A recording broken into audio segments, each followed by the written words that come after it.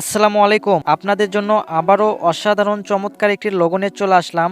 আজকে আপনাদের সাথে এই লোগোটি শেয়ার করব। আপনারা দেখতেই পাচ্ছেন লোগোটা দেখতে কতটা চমৎকার দেখাচ্ছে। কিভাবে এই লোগোটা ডাউনলোড করবেন এবং আপনারা কাস্টমাইজ করবেন A to Z দেখানো হবে।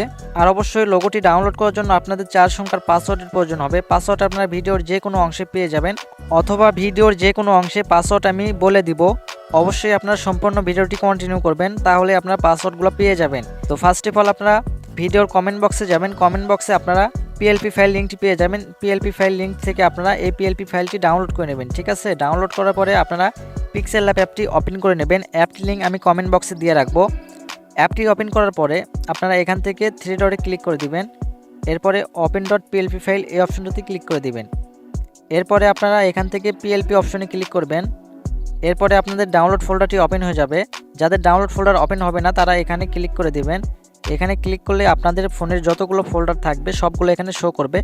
এখান থেকে সিম্পলি ডাউনলোড ফোল্ডারটি আপনারা খুঁজে বের করে নেবেন। ঠিক আছে, এরপরে ডাউনলোডে ক্লিক করে দেবেন।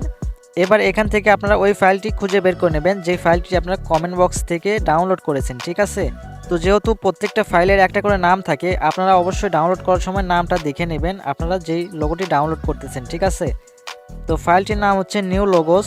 তো এটার উপরে ক্লিক করে দিলাম আমি। এরপরে আপনারা ওপেন অ্যান্ড অ্যাডে ক্লিক করে দিবেন। ঠিক আছে, এরপরে ব্যাক বাটনে প্রেস করবেন, তাহলে দেখতে পারবেন ফাইলটি এখানে চমৎকারভাবে ওপেন হয়ে যাবে। এরপরে আপনারা এটা কাস্টমাইজ করে নেবেন। দেন এখানে আপনারা দেখতে পাচ্ছেন এখানে ডিফল্ট একটা নাম দেওয়া আছে, আপনারা এই নামটা চেঞ্জ করে দেবেন এবং এখানে যে নামটা আছে এই নামটা আপনারা চেঞ্জ করে দেবেন। ঠিক আছে, এটা করার জন্য আপনারা সিম্পলি লেয়ার অপশনে ক্লিক করে দেবেন। লেয়ারে ক্লিক করলে কিন্তু আপনারা এখানে অল পিএনজি পেয়ে যাবেন। দেন এখানে আমি এই লোগোটা বানাতে যতগুলো পিএনজি টেক্সট ব্যবহার করেছি শেপ সবগুলো এখানে পেয়ে যাবেন। ঠিক আছে, এমনকি আপনারা এখান থেকে এই ফটোটাও চেঞ্জ করতে পারবেন। এই ফটোটা সব কিছু আনলক করা থাকবে, যে তালা আইকনে ক্লিক করে এগুলো আনলক করে নেবেন, তাহলে কিন্তু আপনারা এগুলো পরিবর্তন করতে পারবেন। তো আমি আপনাদের পিকটা পরিবর্তন করে দেখিয়ে দিচ্ছি। তো ফটোটা আপনারা এভাবে সিলেক্ট করে নেবেন। এরপরে আপনারা এই অপশনটাতে ক্লিক করে দিবেন। এরপর এখান থেকে রিসিলেক্ট অপশনে ক্লিক করে দিবেন। এখান থেকে আপনারা সিম্পলি আপনাদের পছন্দের ফটোটি সিলেক্ট করে নেবেন। ঠিক আছে, আমি এখান থেকে এই ফটোটি নিয়ে নিলাম।